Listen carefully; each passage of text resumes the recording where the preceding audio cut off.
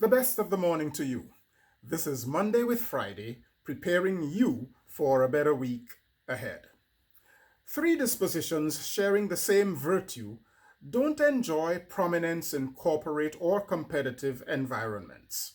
Yet, business people who are most humane to their colleagues and reports possess these qualities.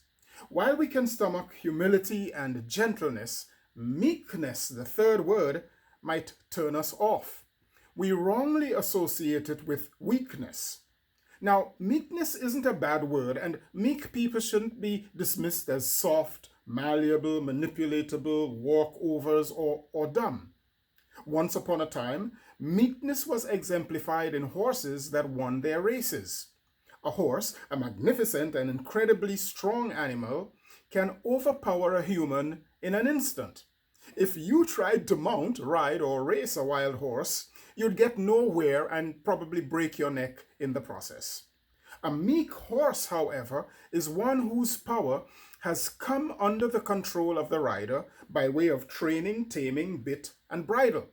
The horse doesn't lose any of its power. Instead, its power is trained and controlled towards running in a disciplined way so as to win the race. So it is said that the meekest horse wins the race. Now, most illustrations have their limits. Yes, the meek horse, though it keeps its power, disciplining it to win, doesn't self-discipline, and it's always under the control of a human. Meekness in a human, though, isn't about being under somebody else's control. It is about being under your own control. It is about learning to temper your power, whether to remain calm when others go ballistic, or to treat with respect, honor, and as equals those over whom others run roughshod and consider lesser or weaker than themselves. Meekness is not obnoxious, haughty, arrogant, abusive, abrasive, or manipulative.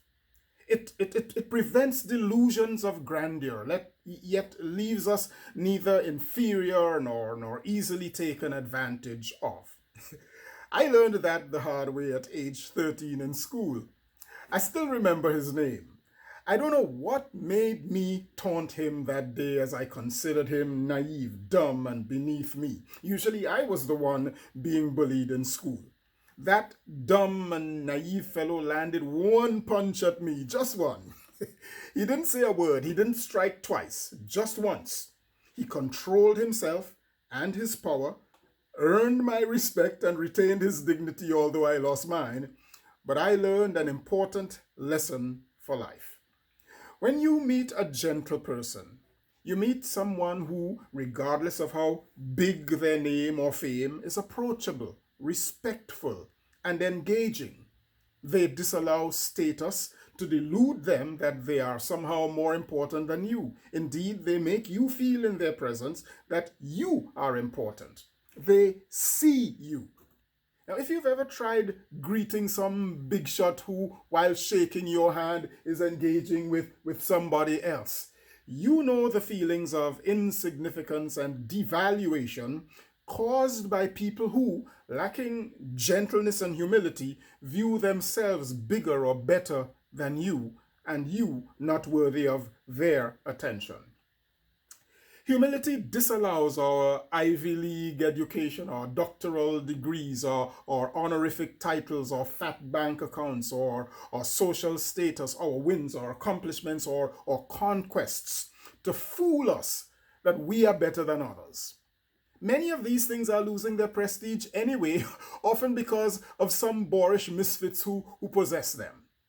If we come into the world with nothing and leave with nothing, then in the course of life, shouldn't we resist any temptation to behave like we are all that? People who behave like they're all that never fail to attract well-deserved ridicule and sometimes hard falls. It isn't worth it. Now, if you're an American citizen who hasn't voted yet, please vote. And vote for gentleness and humility, and may the meekest horses win and the wild ones just run away to the woods. Well, that's all for now. Share this video with someone. I am Michael Friday, and your week just got better. I'll see you again next week. Happy Monday and Tuesday, all the way to Friday.